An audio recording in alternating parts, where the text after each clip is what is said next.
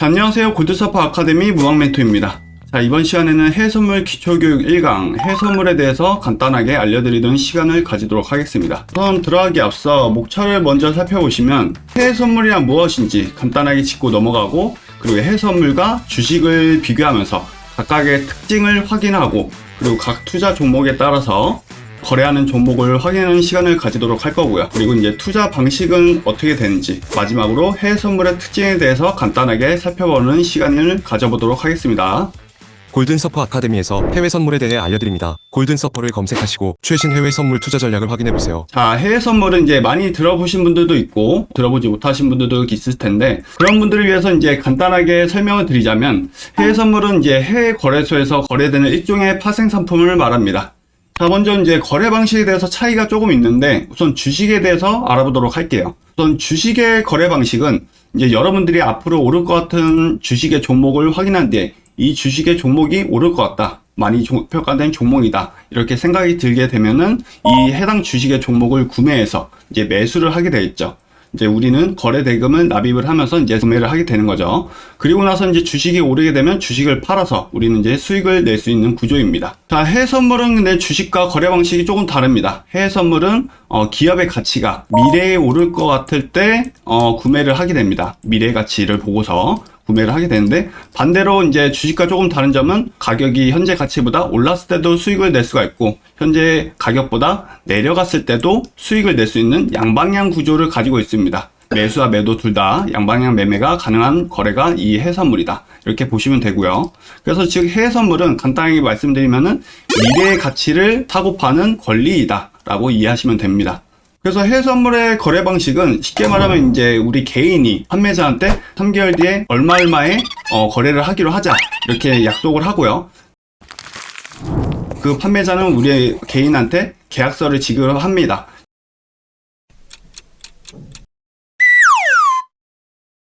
이제 3개월 뒤에 계약한 그 내용대로 우리는 이행을 해야 되는 거죠, 무조건. 그래서 해외 선물은 미래 가치를 사고 판다, 이렇게 생각하시면 됩니다. 자, 다음은 해외 선물과 주식의 특징에 대해서 간단하게 비교해 보도록 할 건데요. 우선 주식부터 살펴보자면, 주식은 쉽게 말해서 이제 한 방향 매수만 가능하죠. 하락장에서는 돈을 벌 수가 없고, 무조건 내가 샀던 가격보다 상승을 해야지만 돈을 벌 수 있는 구조다, 이렇게 생각하시면 되고요. 그래서 이제 주식 같은 경우에는 기본적 매매가 필요합니다. 이 기본적 매매는 어떤 게 들어가냐, 그 해당 기업, 내가 살려고 하는 기업의 가치를 분석을 하셔야 됩니다. 우선 가치 분석에는 쉽게 말하면 이제 그 기업이 얼마나 튼튼한지, 재무제표라든지 영업이익이라든지 이런 것들을 보게 되고, 이 회사의 가치가 앞으로 얼마나 더 성장할 수 있을 것인지 그런 것들을 따져봐야 되겠죠. 그리고선 이제 섹터별이라고 한다면 테마별로 시장 뉴스를 분석을 해야 됩니다. 요즘 전 세계적인 이슈로 보자면 AI가 대세죠, 요즘. AI 관련 대표 이제 주식이 엔비디아가 있죠. 또는 이제 새로 뜨고 있는 게 양자 컴퓨터, 뭐 이런 것들, 섹터별로 이제 분석이 필요한 부분입니다. 이런 것들은 어느 정도 분석을 하실 수가 있어요. 주식 같은 경우는 어느 정도 우리가 찾아보고 아실 수가 있는데, 개인이 예상할 수 없는 게 이 오너 리스크가 있습니다. 오너 리스크. 해당 주식의 관계자가 사건, 사고를 일으키는 경우를 말하죠. 예를 들어 테슬라의 일론 머스크가 뭐 트위터나 기자회견 때 어떠한 소리를 하게 된다면, 그거에 따라서 이제 그 해당 기업의 가치가 오르락내리락 할 수도 있고요. 그에 반해 이제 해외 선물은 어떤가? 해외 선물은 또 이제 주식과 달리 하락장에서도 베팅을 해서 수익을 낼 수가 있고요. 그리고 상승장에서도 물론 베팅해서 수익을 낼 수 있는 양방향 매매가 가능하다, 이렇게 보시면 되고, 또한 이제 해외 선물은 뉴스나 이런 거 없이도 기술적 매매, 즉 차트 분석만으로도 매매를 쉽게 해낼 수가 있고, 또 이제 차트 분석 또는 기술적 지표, 이런 것만으로도 충분히 매매가 가능하다는 장점이 있습니다. 거래하는 종목을 한번 따져볼게요. 해외 주식은 굉장히 많죠. 국내 주식도 마찬가지고 섹터별로 수많은 주식 종류들이 있는데, 또 해외 주식 같은 경우에는 뭐 대략적으로 총 종목수가 약 8,000개 정도 됩니다. 굉장히 많죠. 그리고 국내 주식 같은 경우에는 총 종목수가 2,400개 정도 되는데, 이 중에서 우리는 이제 옥석을 가려내야 되는 거죠. 이제 기업의 가치가 저평가된 주식을 골라내야 되는 거고, 뉴스를 파악하고 그때그때 섹터별로 이 주식 중에서, 수많은 주식 중에서 골라내야 되는 작업이 필요합니다. 그에 반해서 이제 해외선물은 어떤가? 해외선물은 총 종목수는 50개에서 100개 정도밖에 안 됩니다. 이 중에서도 우리가 많이 쓰는 종목은 지수 종목을 토대로 한 나스닥 또는 S&P, 오일 가격에 좌지우지되는 크루드 오일, 그리고 골드, 그리고 이제 유로, 엔화 뭐 이 정도 하는데 우리가 대표적으로 많이 쓰는 종목들만 해도 대여섯 개밖에 안 돼요. 이러면서 이제 우리는 옥석을 가려낼 필요가 없어요. 우리가 많이 쓰는 종목이 몇 개 안 되기 때문에 이 중에서만 골라서 우리는 매매를 하시면 된다. 이렇게 생각하시면 되고요.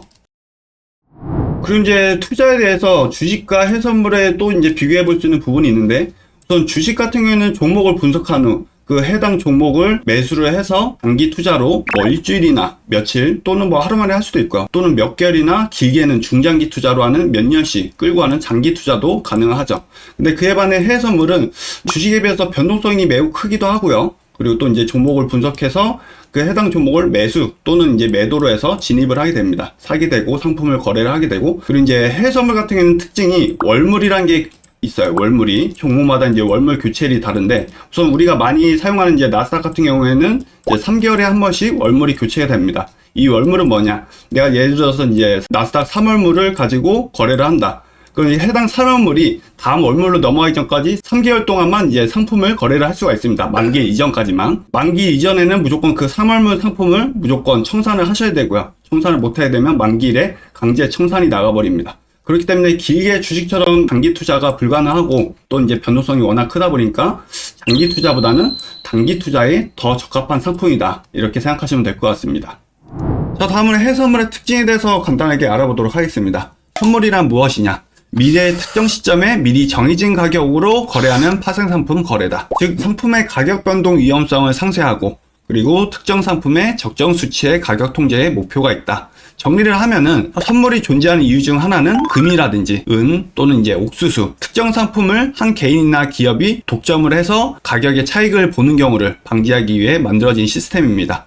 또는 이제 가격이 너무 상승하거나 너무 내려가는 것을 방지하고 특정 상품이 적정한 수준의 가격을 유지하기 위해서 해외 선물이 존재한다고 보시면 될 것 같습니다. 즉, 극심한 가격 변동의 위험성을 통제하기 위해서 해외 선물이라는 시스템이 나타났다고 보시면 될 것 같습니다. 자, 해선물의 특징에 대해서 좀 더 알아보도록 할 건데요. 해선물의 특징 중 하나가 이제 거래소 시스템이 존재를 합니다. 이 거래소는 이제 매매 중 모든 계약의 이행을 보증하는 기관이다 라고 보시면 될 것 같고요. 그냥 서로 거래하면 되는데 왜 이런 번거로운 과정을 겪냐 라고 생각하실 수도 있습니다. 예를 들면 서로 얼굴도 모르는 사람들끼리 거래를 하는데 상대방을 알지 못하기 때문에 신용이 걱정이 될 수가 있습니다. 근데 만약 거래하기로 했는데 상대방이 갑자기 거래하기 싫다, 일방적인 거래 취소를 하는 경우를 방지하기 위해서 만들어진 게 이 거래소라는 시스템이라고 보시면 될 것 같습니다. 자, 다음으로 이제 증거금 제도가 있습니다. 이 증거금 제도는 계약 불이행을 방지하기 위한 제도라고 보시면 될 것 같습니다. 이 증거금 또한 거래소에서 이제 우리가 거래를 할 때 상대방의 일방적인 계약 파기를 방지하기 위해서 만든 제도이고, 아, 손실이잖아, 거래 안 해, 이런 불이행의 방지를 하기 위해서 거래하는 사람이 미리 거래소에 넣어두는 일종의 담보금이다 라고 보시면 될 것 같습니다. 그리고 이제 증거금의 종류로는 크게 세 가지가 있습니다. 위탁 증거금, 그리고 추가 증거금, 그리고 유지 증거금, 이렇게 이제 세 가지의 증거금 종류가 있는데요. 이거는 차후 증거금에 대해서 더 자세히 설명드리도록 하겠습니다. 자, 다음으로 이제 해선물의 가장 특징 중 하나가 뭐죠? 레버리지입니다. 레버리지. 레버리지는 이제 적은 금액으로 큰 금액의 상품을 거래할 수 있는 높은 레버리지를 활용해서 수익을 극대화할 수 있는 상품이라고 보시면 될 것 같고요. 동시에 그만큼 이제 위험도도 높을 수가 있겠죠. 이 레버리지는 이제 해선물에 있어서 가장 핵심적인 특징이라고 볼 수가 있는데요. 흔히 말해서 레버리지는 지렛대 효과라고 불리고 있습니다. 작은 금액으로 큰 금액을 움직이는 데 활용을 하고 있고요. 예를 들면 주식은 내가 넣은 투자금의 퍼센티지 수익으로 가져가게 되지만, 선물 같은 경우에는 레버리지 효과로 인해서 내가 넣었던 원금보다 더 큰 수익을 볼 수가 있습니다. 자, 다음으로는 시장의 투명성이라는 특징이 있습니다. 투명성은 예를 들면 주식 같은 경우 세력이 작전을 친다든가 대주주의 일방적인 주식의 가격 결정권에 있어서 소액 투자로 투자하는 사람에게는 어려움이나 두려움이 있을 수 있습니다. 하지만 이제 해외선물 같은 경우 워낙에 규모가 크다 보니까 시장의 가격을 세력이나 대주주가 일방적으로 시세 조작을 하거나 작전을 칠 수가 없는 규모입니다. 순수하게 차트 분석과 기술적 지표만으로도 매매를 할 수가 있고요. 또한 이제 증권사에서 정해진 가격으로 매매를 하기 때문에 이 표준화된 가격으로 매매를 할 수 있어서 굉장히 투명하다라고 보시면 될 것 같습니다. 자, 다음으로 이제 거래 시간에 대해서 알아보도록 하겠습니다. 우선 국내 주식 같은 경우 아침 9시서부터 오후 3시 30분까지 거래를 할 수가 있죠. 그렇기 때문에 이제 직장인들 같은 경우는 이제 낮에 업무를 봐야 되기 때문에 국내 주식을 하기 어려운 부분이 있고요.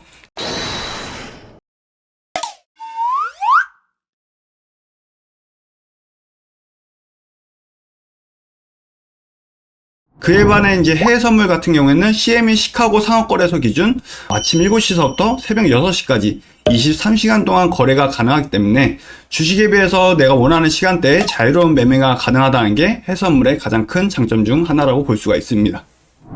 자, 오늘은 이제 해외선물 기초교육 1강, 해외선물이 무엇인지, 주식과 어떤 차이점이 있고 어떤 특징을 가지고 있는지에 대해서 알아보았습니다. 자, 해외선물은 높은 수익을 얻을 수 있는 매력적인 투자 방식입니다. 하지만 동시에 이제 공부를 안 하고 투자를 하게 된다면 그만큼 위험도도 높다는 것을 명심하셔야 되고요. 다음 시간에는 해외선물 투자를 위한 좀 더 이제 자세한 내용을 함께 알아보는 시간을 가지도록 하겠습니다. 자, 지금까지 골든서퍼 아카데미의 무학 멘토였습니다. 감사합니다.